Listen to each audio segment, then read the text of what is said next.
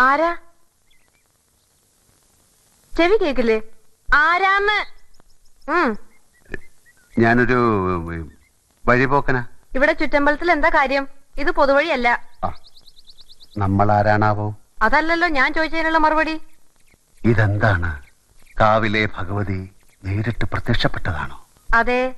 അല്ലാന്ന് തോന്നാൻ മാഷ്ക്ക് ഭഗവതിയെ മുമ്പ് കണ്ട പരിചയമൊന്നുമില്ലല്ലോ. ഉവ്വോ? സത്യം.